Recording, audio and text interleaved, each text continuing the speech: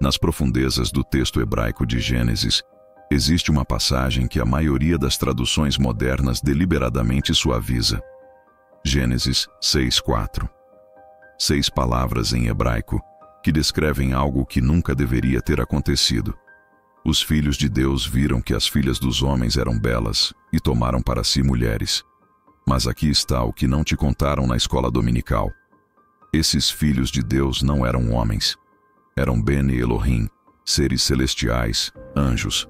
E tomaram não significa casaram. O verbo hebraico lakash implica algo muito mais sombrio. Captura, posse, força.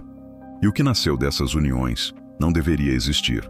Gigantes, Nefilim, seres híbridos que a própria Bíblia descreve como os poderosos que houve na antiguidade, os homens de renome. Nos próximos 16 minutos, vou te mostrar o que textos antigos, alguns banidos da Bíblia, revelam sobre os Nefilim, seus nomes, o que ensinaram à humanidade e por que Deus decidiu afogar o mundo inteiro para apagá-los da existência. Bem-vindo à história mais sombria do Gênesis, a que tentaram esconder de você. Para entender os Nefilim, precisamos voltar ao texto original. Não a versão portuguesa, não a King James. O hebraico bíblico de Gênesis 6:1-4, escrito há mais de 2.500 anos. Aqui está o que está escrito, palavra por palavra. Gênesis 6:1-2. E aconteceu que quando os homens começaram a multiplicar-se sobre a face da terra, e lhes nasceram filhas, os filhos de Deus viram que as filhas dos homens eram belas, e tomaram para si mulheres de todas as que escolheram. Agora, a maioria das igrejas modernas tenta explicar isso como uma metáfora. Filhos de Deus seriam descendentes de Sete, o filho bom de Adão. Filhas dos homens seriam descendentes de Caim, o assassino. Casamentos mistos. Simples, certo? Errado. Porque essa interpretação só surgiu no século V d.C., quando líderes da igreja ficaram desconfortáveis com o que o texto realmente dizia. Mas os judeus antigos, que falavam hebraico e viviam próximos à época da escrita, não tinham dúvida. Bene Elohim, sempre, sem exceção, significa seres celestiais. Anjos. Jó 1:6 usa o mesmo termo. Os filhos de Deus vieram apresentar-se diante do Senhor. E ali claramente são anjos. Jó 38:7 também. Quando as estrelas da alva juntas alegremente cantavam, e todos os filhos de Deus rejubilavam. Criação do mundo. Antes de humanos existirem. Então, se em todo o Antigo Testamento Bene Elohim significa anjos, por que em Gênesis 6 seria diferente? Não é. E o que aconteceu a seguir é descrito em um livro que estava na Bíblia original judaica, mas foi removido. O livro de Enoque. E o que está ali é mais detalhado, mais específico e infinitamente mais sombrio. O livro de Enoque, escrito por volta de 300 a.C., não apenas confirma Gênesis 6, ele expande. Com nomes, números, detalhes. Enoque 6:1-3. E aconteceu que, quando os filhos dos homens se multiplicaram, nasceram-lhes filhas belas e bonitas.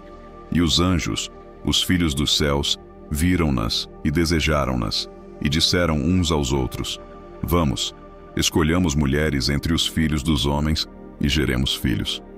Mas aqui está a parte que te faz perceber que isso não foi acidente. Não foi paixão impulsiva. Foi conspiração deliberada.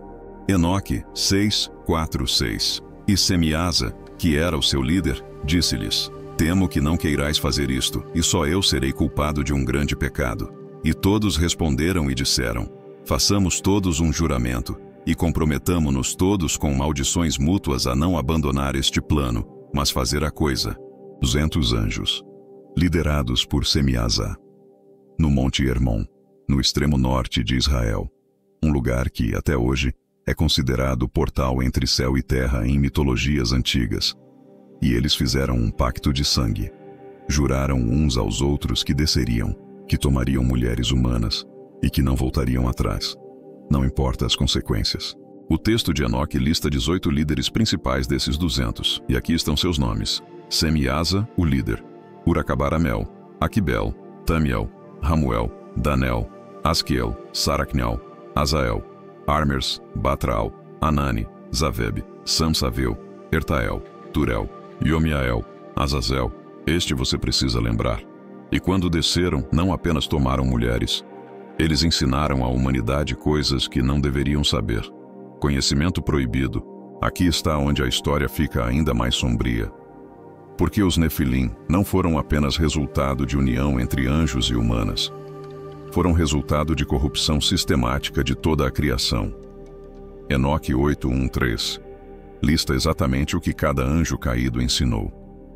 Azazel ensinou aos homens a fazer espadas, facas, escudos e couraças, guerra organizada. Antes disso, conflitos eram com pedras e paus. Azazel ensinou tecnologia militar. E mais, ensinou às mulheres cosméticos, joias, tinturas, vaidade como corrupção.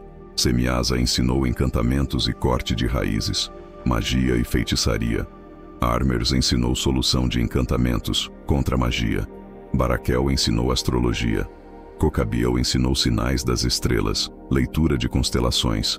Ezequiel ensinou conhecimento das nuvens, meteorologia para manipulação. Araquiel ensinou sinais da terra, geomancia. Shamsiel ensinou sinais do sol, calendários solares. Sariel ensinou o curso da lua, calendários lunares. Parece inocente? Não é, porque o texto deixa claro, esse conhecimento corrompeu a humanidade. Guerra avançada, magia, manipulação dos céus. Tudo antes de a humanidade estar pronta. Tudo em violação da ordem natural. E o pior, os Nefilim nasceram. Enoque 7:2-5. E elas engravidaram e geraram grandes gigantes, que consumiram todo o trabalho dos homens. E quando os homens não podiam mais sustentá-los, os gigantes voltaram-se contra eles e devoraram a humanidade. E começaram a pecar contra pássaros, animais, répteis e peixes, e a devorar a carne uns dos outros, e beberam o sangue. Leia de novo. Devorar carne uns dos outros, beberam sangue. Os Nefilim não eram apenas grandes, eram canibais, predadores, e há evidências arqueológicas disso. Agora você pode estar pensando, isso é apenas mitologia, histórias antigas, mas aqui está onde fica interessante. A Bíblia menciona os Nefilim depois do dilúvio também. Números 13:33. Quando os espiões israelitas retornam de Canaã, eles reportam: também vimos ali Nefilim, os filhos de Anak, que são dos Nefilim, e éramos aos nossos olhos como gafanhotos, e assim também éramos aos seus olhos. Espera, se o dilúvio matou todos os Nefilim, como eles voltaram? Aqui estão as teorias. Teoria 1. Alguns Nefilim sobreviveram. Gênesis 6:4 diz que havia Nefilim antes do dilúvio e depois também. Talvez em regiões montanhosas acima do nível da água. Teoria 2. Os anjos caídos desceram novamente e repetiram o processo. Enoque sugere que alguns foram aprisionados, mas não todos. Teoria 3. A corrupção genética passou pela arca através das esposas dos filhos de Noé. Algumas tradições judaicas sugerem que uma delas carregava DNA Nefilim. E temos nomes de tribos de gigantes após o dilúvio. Anaquins habitavam Hebron. Números 13 os descreve como Nefilim. Refaíns habitavam Bazã. Deuteronômio 3:11 menciona Og, rei de Bazã, cuja cama de ferro media 4 metros de comprimento. Emins, os terríveis, segundo Deuteronômio 2:10. Zanzumins, outra tribo de gigantes. E depois temos Golias, o gigante que Davi matou. 1 Samuel 17:4. Tinha 6 côvados e 1 palmo de altura, aproximadamente 2,9 metros. Armadura de bronze pesando 57 quilos.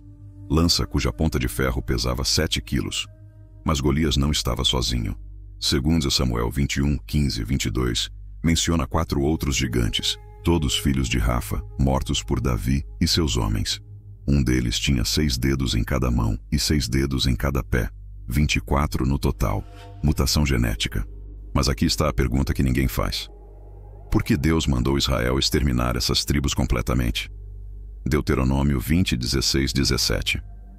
Das cidades destas nações, nada que tem fôlego deixarás com vida, totalmente as destruirás.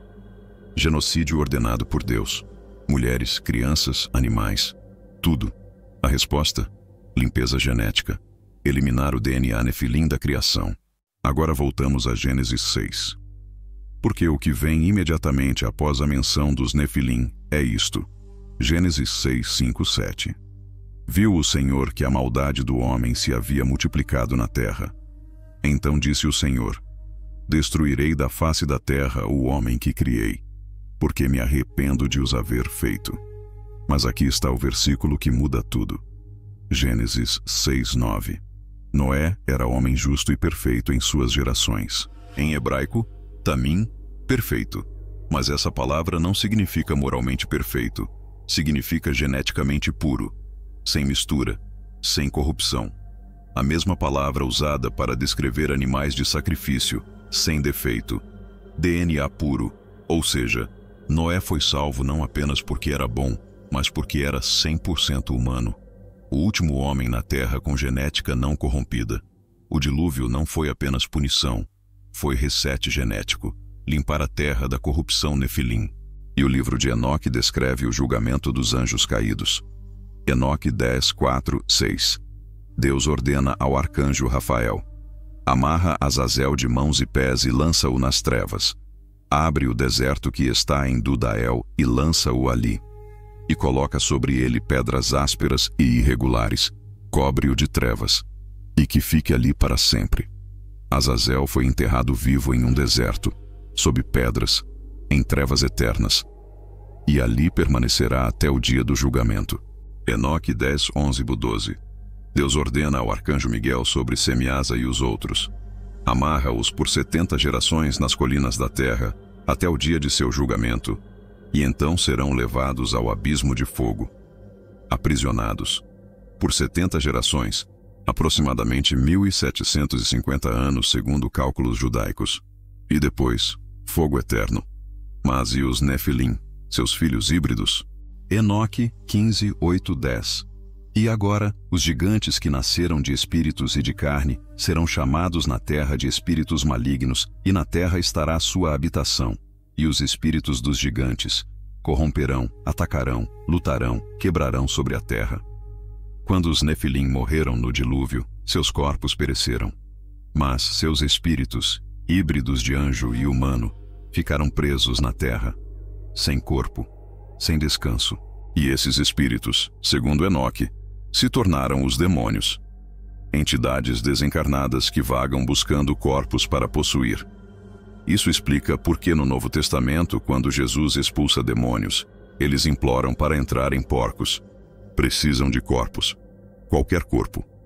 Então, por que essa história, presente no Gênesis, detalhada em Enoque, foi suavizada, ignorada, escondida?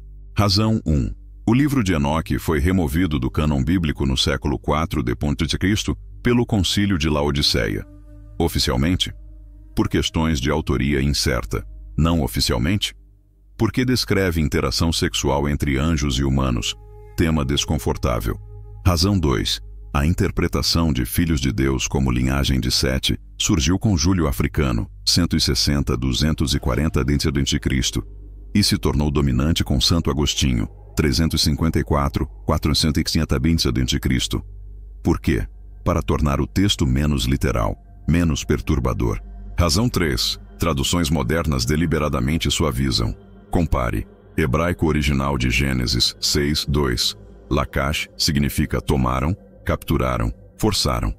Traduções modernas dizem tomaram por esposas. Soa consensual. Hebraico de Gênesis 6, 4. Nefilim significa os caídos, os que fazem cair. Traduções modernas dizem apenas gigantes. Perde o significado original. Mas aqui está o que não podem apagar. A Igreja Etíope manteve o livro de Enoque em sua Bíblia até hoje. Judeus antigos o consideravam escritura, e está citado no Novo Testamento. Judas 1, 14 e 15. Enoque, o sétimo desde Adão, profetizou, dizendo: eis que vem o Senhor com seus milhares de santos para executar juízo. Citação direta de Enoque 1, 9. Pedro também referencia 2 Pedro 2, 4. Deus não poupou anjos que pecaram, mas lançou-os no inferno, prendendo-os em abismos tenebrosos. Exatamente o que Enoque descreve. A história dos Nefilim não é mitologia obscura, é teologia suprimida. Então, recapitulando, 200 anjos desceram no Monte Hermon, fizeram um pacto, tomaram mulheres humanas à força, ensinaram conhecimento proibido, guerra, magia, corrupção. Geraram híbridos, os Nefilim, gigantes canibais que devoraram a humanidade. Deus enviou o dilúvio para apagar essa corrupção genética. Noé foi salvo porque seu DNA era puro. Os anjos foram aprisionados. Os Nefilim morreram, mas seus espíritos se tornaram demônios. E alguns Nefilim retornaram após o dilúvio. Anaquins, Refaíns, Golias, forçando Deus a ordenar sua eliminação completa através de Israel. A verdade central. Gênesis 6 não é metáfora. É registro histórico de corrupção cósmica, uma invasão dimensional, anjos violando a ordem da criação, e Deus tendo que inundar o planeta inteiro para corrigir. Aqui está a minha pergunta final. Se isso aconteceu uma vez, e depois aconteceu novamente após o dilúvio, quem garante que não está acontecendo agora? Jesus disse em Mateus 24:37, como foi nos dias de Noé, assim será na vinda do Filho do Homem. O que havia nos dias de Noé? Nefilim, corrupção genética, anjos caindo. E hoje, manipulação genética, CRISPR, humanos brincando de Deus, transhumanismo, híbridos. Se este vídeo revelou uma parte das escrituras que você nunca tinha visto, deixa um like para mais pessoas descobrirem. Se inscreve no canal, vamos continuar explorando os textos que foram escondidos. E me diz nos comentários, você acredita que os Nefilim existiram?